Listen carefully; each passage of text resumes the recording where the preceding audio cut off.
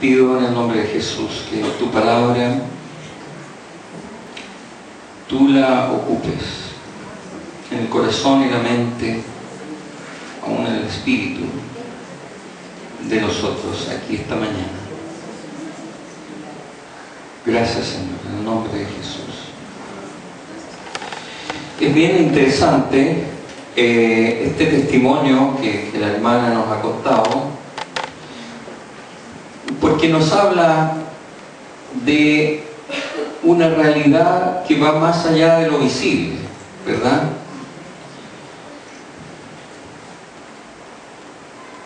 La realidad es mucho más de lo que nosotros vemos, mucho más de lo que nosotros podemos averiguar a través de los sentidos. Y esa es una de las situaciones que está ocurriendo hoy por hoy con más fuerza que nunca, porque la sociedad está tratando de hacernos pensar en una realidad. Pero la palabra nos habla de una realidad distinta, de una realidad, de una dimensión distinta de la realidad, que va más allá de los sentidos físicos. Lo que contaba la hermana tiene que ver con eso.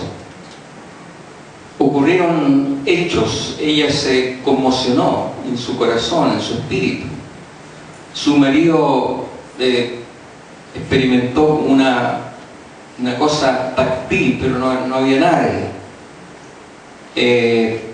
Su yerno vio como algo y que lo hizo estar alerta.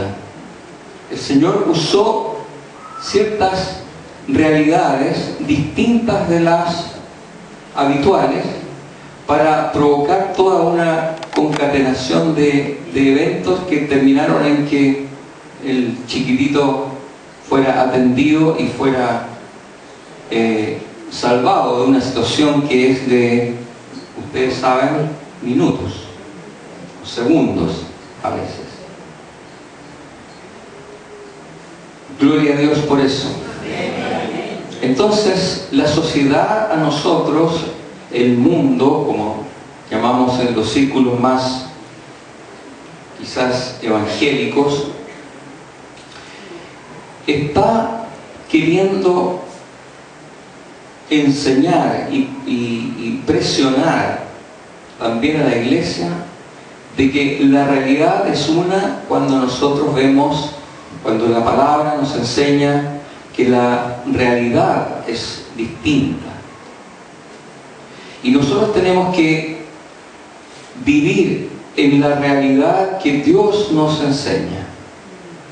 Tenemos que entender, conocer esa realidad para disfrutarla y vivir en paz, entender mucho más allá las cosas. Al final de los tiempos, y entendemos que estos son tiempos finales, se van a dar esta situación de gran presión en el mundo y sobre la iglesia, para que la iglesia cambie su perspectiva. Y la palabra nos dice que va a haber ciertamente una erosión en la iglesia. Va a haber debilidad en la iglesia por causa de esta influencia tan grande sobre los conceptos de cuál es la realidad, dónde hay que tener confianza, qué es lo que hay que hacer, etc. Ese es un signo de los tiempos. Por lo tanto, lo que a nosotros nos compete como iglesia es estar firmes. Estar firmes. Sin embargo, quizás por estar en este lugar como pastor, o incluso por sencillamente tener un oído para escuchar los problemas de la gente en la iglesia, uno se da cuenta que hay debilidades en la iglesia. las hermanas, los hermanos están sufriendo debilidades. Hay gente que está tensa, hay gente que está nerviosa, hay gente que está preocupada, hay gente que está enojada, hay gente que está ansiosa por el futuro. ¿Qué va a pasar? Son signos que nos hacen pensar y conocer que en la iglesia hay problemas. Anoche nomás me contaban de una nueva pareja, digo nuevo porque es una más, de un par de hermanos cristianos que antes venían a esta congregación y que ahora están separados porque él empezó una relación con otra persona. Eso no es raro dentro de la iglesia hoy día.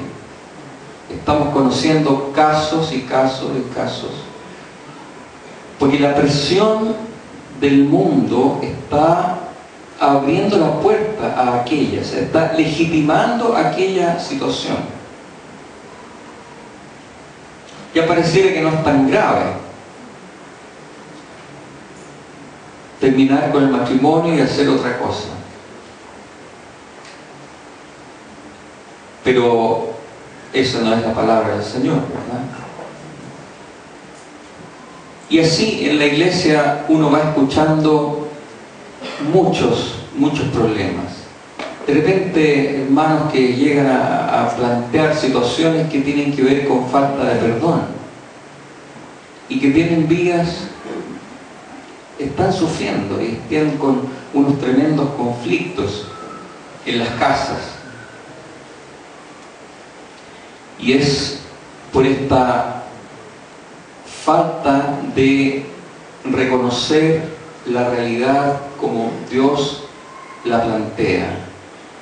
Es una debilidad en el sentido de tomar los conceptos del mundo respecto de todas las cosas y no hacer como Dios dice. ¿Y por qué esto es así? Dice en Romanos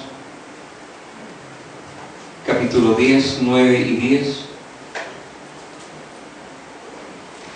dice: esta es la palabra de fe que predicamos, que si confiesas con tu boca que Jesús es el Señor y crees en tu corazón que Dios lo levantó de entre los muertos, serás salvo. Jesús es el Señor.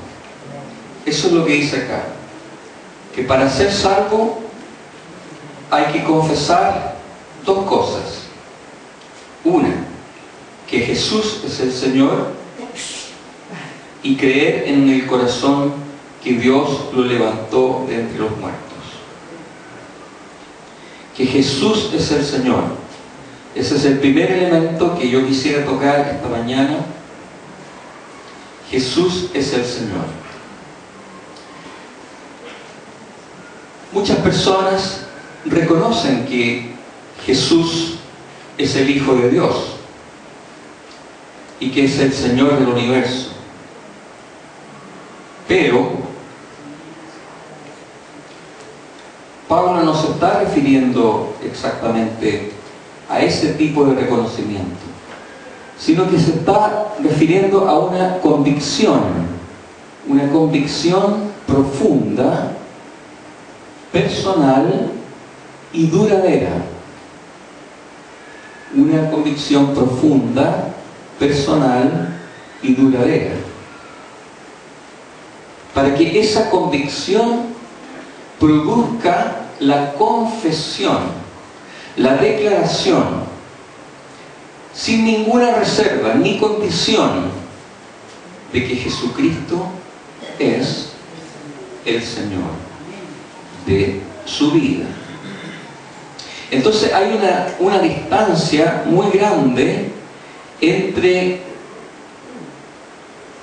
creer que Jesucristo es el Hijo de Dios, que Jesucristo es el Señor del universo, a tener la convicción de que ese Hijo de Dios, ese Señor del universo, es tu Señor, es mi Señor.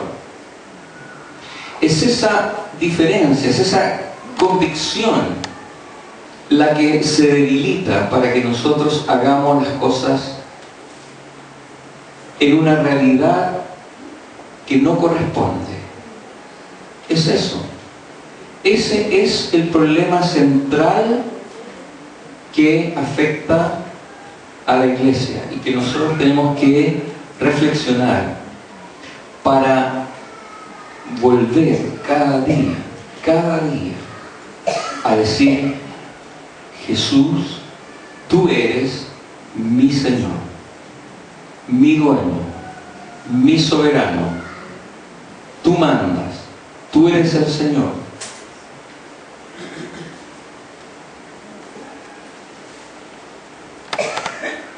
Debe haber entonces un sometimiento total y completo al señorío, al mandato de Jesús como nuestro Señor. Fíjense, recuerdan ustedes en Santiago 2:19,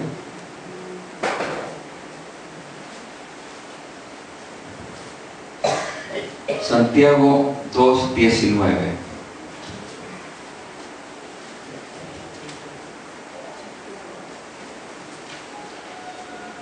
Está hablando acá sobre la fe y las obras.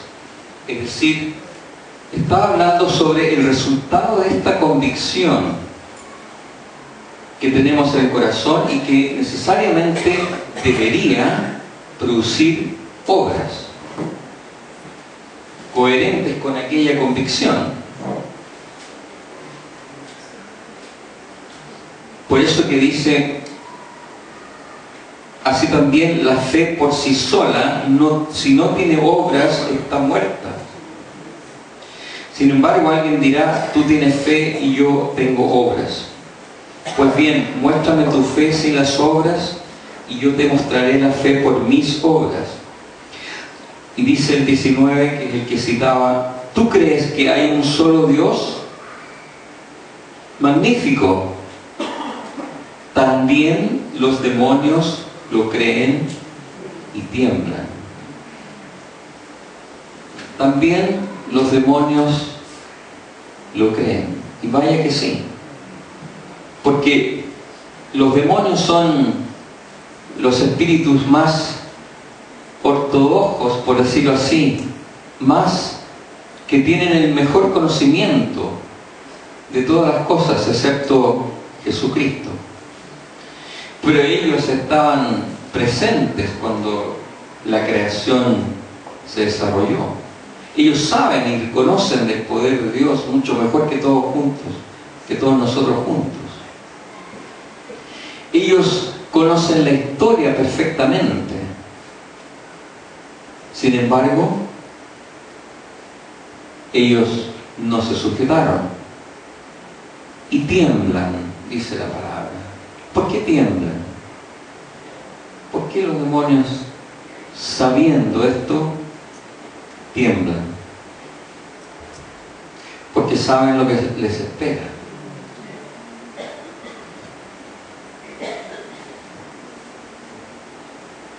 Dice: también los demonios lo creen, porque ¿cómo no van a creerlo si lo vieron todo? Y tiemblan porque están condenados. Y tiemblan porque saben cuál es su destino. De tal manera que nosotros en la iglesia tenemos que entender insisto en esta diferencia entre creer,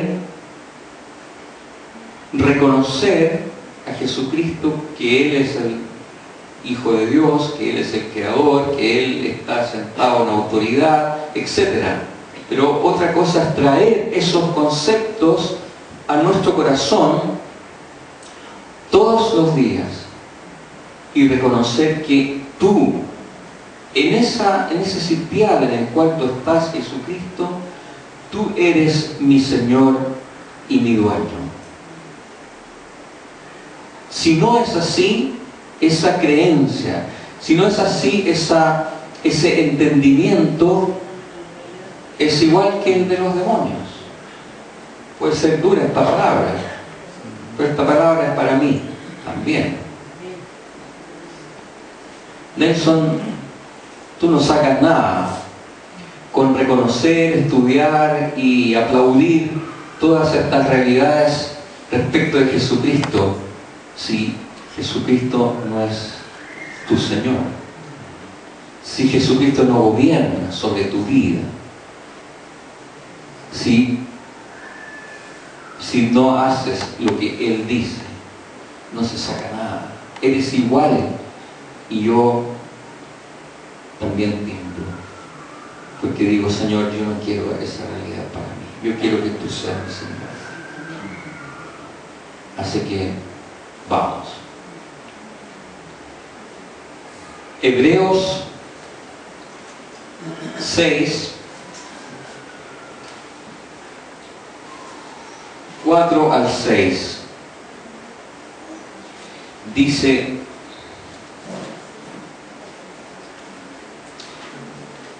bueno, hay que leer los contextos porque es más útil la palabra, pero eso pueden hacerlo en casa si quieren.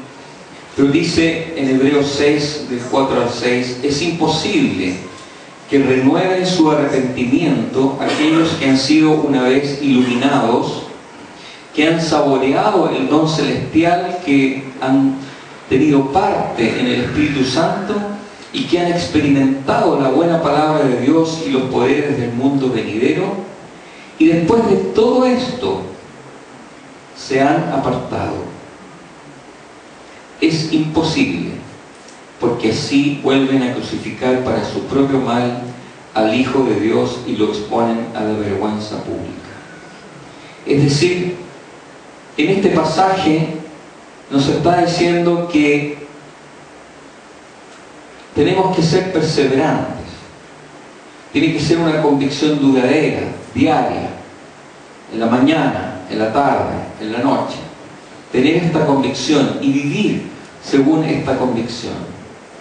Porque dice aquí que aquellos que experimentaron todas estas realidades espirituales tan preciosas como haber tenido parte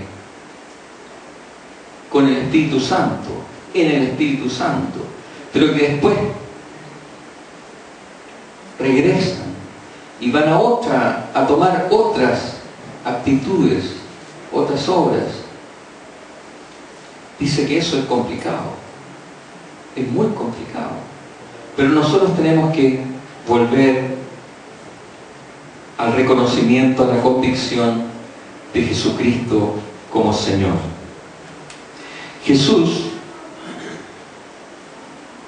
en Juan 2, 23, 24,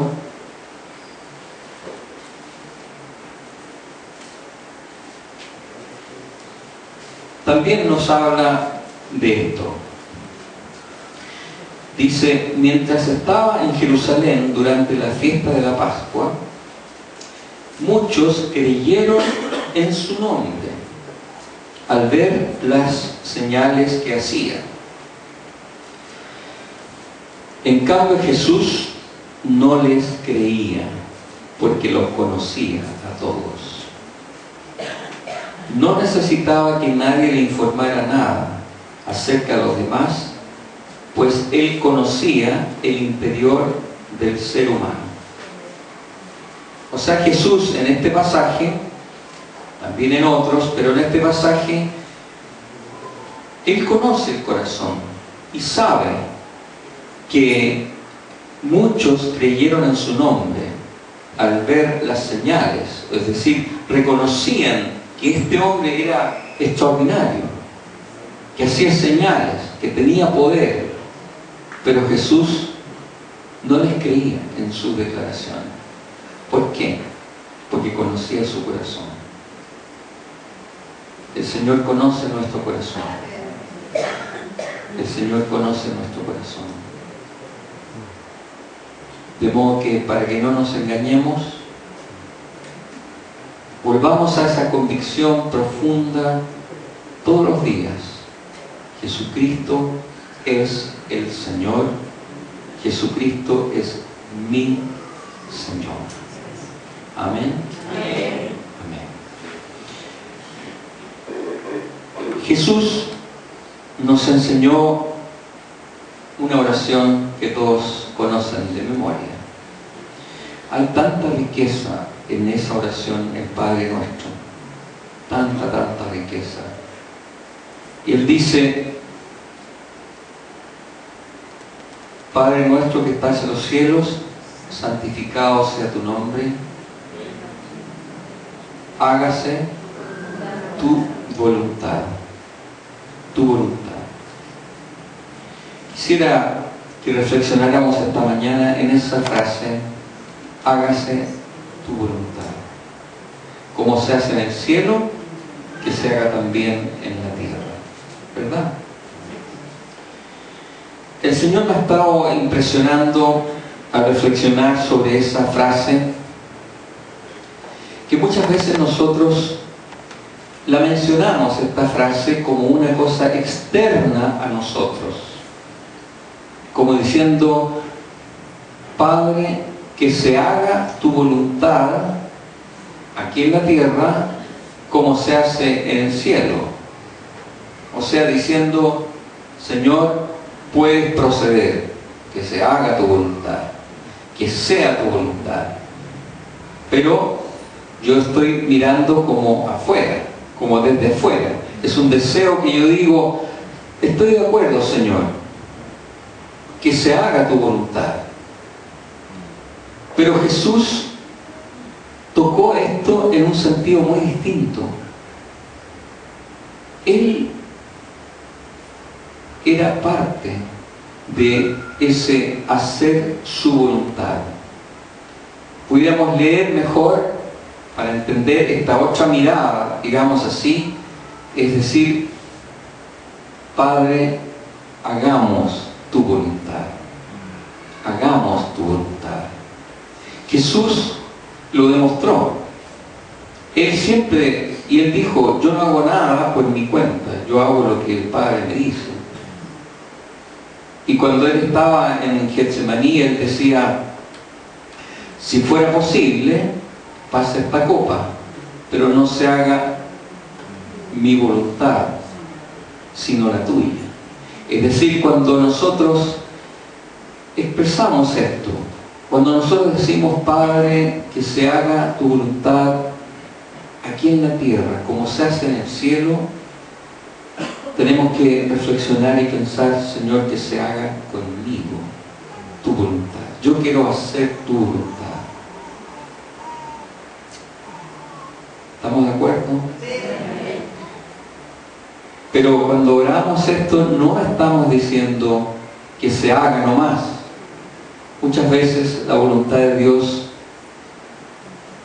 termina no haciéndose porque no hay una persona disponible para hacer su voluntad.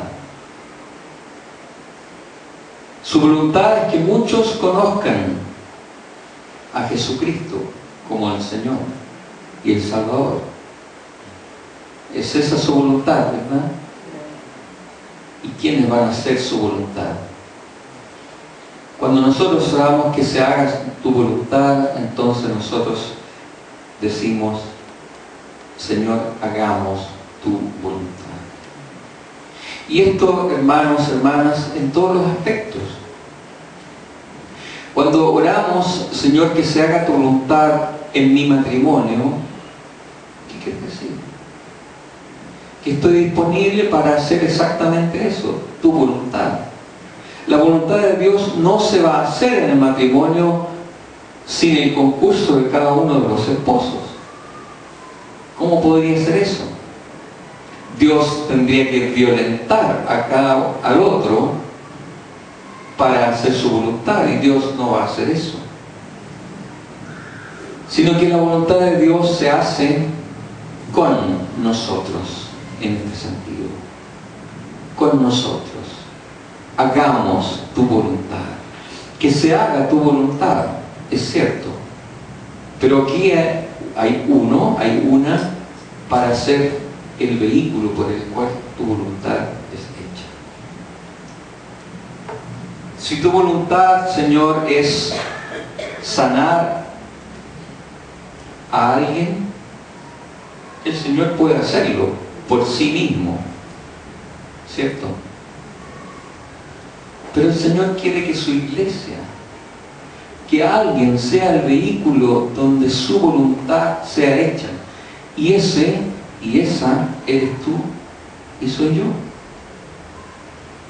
Hagamos la voluntad de Dios. ¿Y cómo hacemos para hacer la voluntad de Dios? Quiero leerles un pasaje. Dicen los que saben que no es recomendable, cuando alguien está predicando, que no es recomendable leer extensos pasajes. Bueno, yo voy a ir contra esa recomendación. Voy a leer este pasaje en Hebreos 3. Hermanos, para hacer la voluntad de Dios, para que nos ofrezcamos como Jesús, para hacer la voluntad de Dios. Voy a repetir esto. Para que nosotros nos ofrezcamos a Dios para hacer su voluntad, es un ofrecimiento como el de Jesús, que tal vez implique perderlo todo. ¿Sí o no? Jesús se ofreció total y completamente para hacer la voluntad del Padre. Ese es el llamado, para que nosotros nos ofrezcamos como Jesús, totalmente. Pero nosotros no tenemos el poder, nosotros no tenemos esa disposición tan intensa, y es el Espíritu Santo el que con nosotros nos lleva a ofrecernos como Jesús. Amén. Amén. Es con el Espíritu Santo. Vamos a leer este pasaje. Hay dos pequeñas reflexiones más y vamos a hablar del descanso que podemos encontrar al hacer la voluntad de Dios al estilo de Jesús, como Jesús.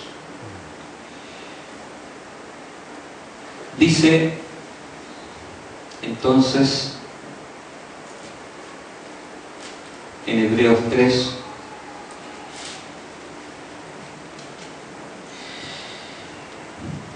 por eso, como dice el Espíritu Santo, si ustedes oyen hoy su voz, si ustedes oyen hoy su voz, hoy día, no endurezcan el corazón, como sucedió en la rebelión en aquel día de la prueba en el desierto. Allí sus antepasados me tentaron y me pusieron a prueba, a pesar de haber visto mis obras, dice Dios, por 40 años. Por eso me enojé con aquella generación y dije, siempre se descarría su corazón y no han conocido mis caminos. Eso estaba ocurriendo con el pueblo de Israel, ¿verdad? Lo mismo puede quizás decir el Señor ahora. Iglesia, a pesar de haber visto mis obras por muchos años, siempre se descarría su corazón y no han conocido mis caminos. Así que dice, en mi enojo, dice Dios, hice este juramento, jamás entrarán en mi reposo. Cuídense, hermanos, dice el autor de Hebreos, de que ninguno de ustedes tenga un corazón pecaminoso e incrédulo que los haga apartarse del Dios vivo. Más bien, mientras dure ese hoy, es decir, mientras sea posible, y es hoy el posible, anímense unos a otros cada día, para que ninguno de ustedes se endurezca por el engaño del pecado. Animémonos unos a otros, vigilémonos unos a otros, intercedamos, oremos unos por otros, para que ninguno de ustedes se endurezca por el engaño del pecado, por el engaño de la sociedad que quiere plantearnos una realidad distinta. Hemos llegado a tener parte con Cristo, con tal que retengamos firme hasta el fin la confianza que tuvimos al principio. Como se acaba de decir, si ustedes oyen hoy su voz, no endurezcan el corazón como sucedió en la rebelión. Ahora bien, ¿quiénes fueron los que oyeron y se rebelaron? ¿No fueron acaso todos los que salieron de Egipto guiados por Moisés? ¿Y con quién se enojó Dios durante 40 años? ¿No fue acaso con los que pecaron, los cuales cayeron muertos en el desierto? ¿Y a quiénes juró Dios que jamás entrarían en su reposo, sino a los que desobedecieron? Subrayo 3 verbos: los que se rebelaron, los que pecaron y los que desobedecieron. Como podemos ver, no pudieron entrar por causa de su incredulidad. O sea que incredulidad es rebelarse, pecar y desobedecer. Dice el autor que eso es incredulidad. Pero uno dice, pero si yo creo. La palabra dice, tú no crees. Tú no crees. Los demonios también creen como tú crees. Pero creer es someterse, es obedecer, es hacer las obras que Dios dice. Cuidémonos, por tanto, no sea que, aunque la promesa de entrar en su reposo sigue vigente, alguno de ustedes parezca quedarse atrás. Porque a nosotros, lo mismo que a ellos, se nos ha anunciado la buena noticia. Pero el mensaje que escucharon no les sirvió de nada, porque no se unieron en la fe a los que habían prestado atención a ese mensaje. En tal reposo entramos los que somos creyentes, conforme Dios ha dicho. Así que en mi enojo hice este juramento, jamás entrarán en mi reposo aquellos que están en esa condición. Es cierto que su trabajo quedó terminado con la creación del mundo, pues en algún lugar se ha dicho así del séptimo día, que es lo que fue dicho, y el séptimo día reposó Dios de todas sus obras. Y en el pasaje citado también dice, jamás entrarán en mi reposo.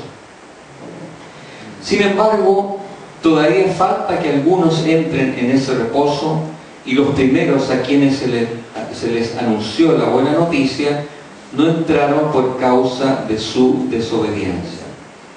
Por eso Dios volvió a fijar un día, que es hoy, cuando mucho después declaró por medio de David lo que ya se ha mencionado. ¿Qué declaró por medio de David? Comillas: si ustedes oyen hoy su voz, no endurezcan el corazón.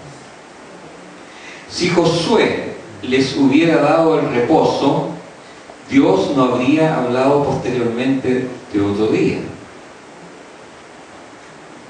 Por consiguiente, queda todavía un reposo especial para el pueblo de Dios. Lo que está diciendo aquí, medio honrado, pero hay que recordar, digamos, pasajes, es que entrar en el reposo, en el término de pasar por el desierto, etc., iba a tener ya un reposo. Pero no solamente Dios estaba hablando de ese tipo de reposo, sino que estaba hablando de un reposo mayor, distinto, especial, después. Y ese día todavía está pendiente. Por consiguiente, queda todavía un reposo especial para el pueblo de Dios, porque el que entra en el reposo de Dios descansa también de sus obras, así como Dios descansó de las suyas.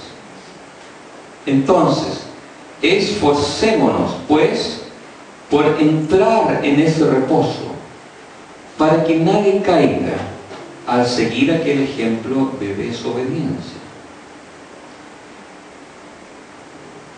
Entonces, hermanos, hermanas, al ofrecernos para hacer la voluntad de Dios como Jesús, es decir, hasta las últimas consecuencias, no importando si te duele o no te duele, no importando si tus intereses parecen ser tocados o no, sino que al estilo de Jesús, consideremos ese ofrecimiento a Dios por causa de la promesa del descanso de las obras. Una vez que hayamos hecho todas las obras, vendrá un descanso especialísimo para el pueblo de Dios. Tengamos en nuestro corazón ese anhelo, esa esperanza de que después de que ocurran muchas cosas aquí, nosotros podamos mirar una realidad distinta, una realidad casi palpable de un reposo al cual Dios nos llevará en su momento. Y termino leyendo este pasaje en Hebreos. Dice: ciertamente la palabra de Dios es viva y poderosa y más cortante que cualquier espada de dos filos. Penetra, la palabra de Dios, hasta lo más profundo del alma y del espíritu, hasta la médula de los huesos, y juzga los pensamientos y las intenciones del corazón. Ninguna cosa creada escapa a la vista de Dios. Tu corazón y mi corazón están expuestos a la vista de Dios. No podemos engañar a Dios. Dice: todo está al descubierto, expuesto a los ojos de aquel a quien hemos de rendir cuentas. El Señor nos ayude. El Señor nos ayude para hacer su voluntad. Finalmente, hay otro reposo que quiero recomendarles. Ese otro reposo está en Mateo 11:29.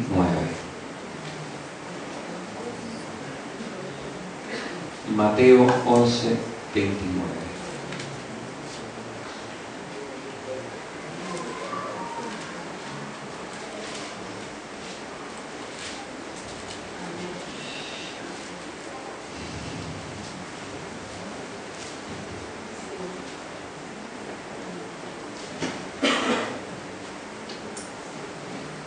Dice, vamos a leer el 28 y el 29. Vengan a mí, todos ustedes que están cansados y agobiados, y yo les daré descanso, reposo. Carguen con mi yugo y aprendan de mí, pues yo soy apacible, manso y humilde de corazón, y encontrarán descanso, reposo para su alma, porque mi yugo es suave y mi carga es liviana. La mente carnal,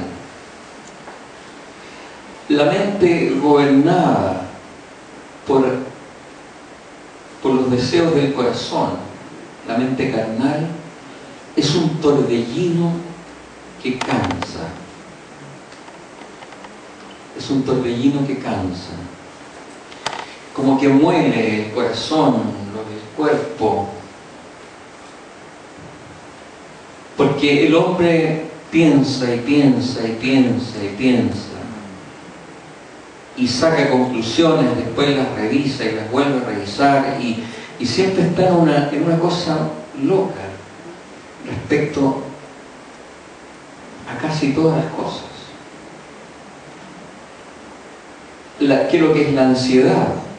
Por el futuro. La ansiedad es una condición emocional terrible con respecto al futuro. ¿Qué será? ¿Qué irá a pasar? ¿Qué me pasará? ¿Podré? ¿Lo lograré? ¿Será? ¿No será? La mente carnal se vuelve loca, entre comillas. Por eso hay que recurrir a tantas pastillas, a tantos tarots, a tantos consejeros diciendo cada cosa, porque la mente del hombre, la mente carnal, es una locura. Pero Jesús nos invita, nos dice que nosotros seamos como Él, que nosotros hagamos las obras como Él. Porque las obras que vienen de Dios, las que son guiadas por el Espíritu, nos hacen entrar en reposo, nos hacen entrar en descanso. Por eso Jesús lo dice de esta manera: carguen con mi yugo y aprendan de mí, pues yo soy apacible, manso y humilde de corazón, y encontrarán descanso para su alma. Hay un reposo también que podemos entrar hoy día. Hay un reposo que nos espera al final. Aleluya. Pero hay un reposo para hoy día, hermana, hermano. Cuida tu cuerpo, cuida tu alma. No le hagas daño a tu cuerpo, a tu alma.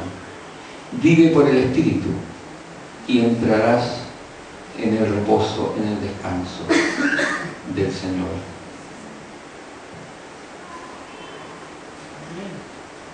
Jesucristo es el Señor. Jesucristo es mi Señor.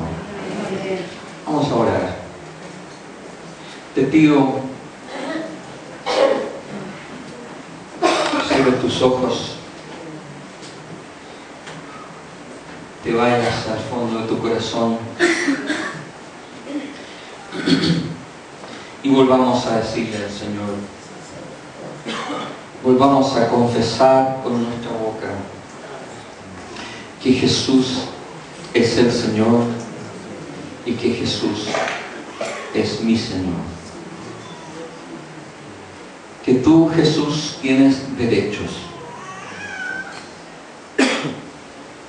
Tú tienes autoridad. tú necesitas, Señor, que nosotros reconozcamos tu autoridad, vivamos bajo tu autoridad y hagamos las obras que tú nos mandas. Señor, ¿por qué somos tan porfiados? ¿Por qué insistimos, Señor, a pesar de ver en nosotros mismos y muchas veces en los que nos rodean, el efecto de hacer las cosas según nuestra propia voluntad? Después viene la culpa, después viene el dolor. Señor, queremos decirte esta mañana, reconocer que tú eres el Señor y decirte con nuestra boca, con toda convicción, tú eres mi Señor, tú eres mi dueño. Gobierna, Señor, gobierna sobre mí, que tu Espíritu me enseñe, me guíe para hacer las obras de Dios, para que la voluntad del Padre sea hecha en mí y a través de mí. Señor, pido en esta mañana que bendigas a mis hermanas y mis hermanos, que aquellos, Señor, que están débiles, que aquellos que tambalean, Señor, que aquellos que están siendo acosados por pensamientos, por hábitos, por costumbres, Señor, en el nombre de Jesús sean libertados. Que venga por tu Espíritu Santo una convicción profunda de tu señorío, de tu autoridad en nuestras vidas, Señor, para que hagamos tu voluntad y entremos en reposo. Señor, bendice tu iglesia, visita tu iglesia, Espíritu Santo, derramando convicción de Jesucristo, de dónde está Jesucristo, de que Dios le ha dado un nombre que es sobre todo nombre, y vendrá un tiempo donde toda rodilla reconocerá aquello, pero que nosotros, Señor, lo hagamos con alegría en ese tiempo y no con tristeza por no haber hecho lo que tú dijiste. Bendice, Señor, esta parte de tu cuerpo. En el nombre de Jesús.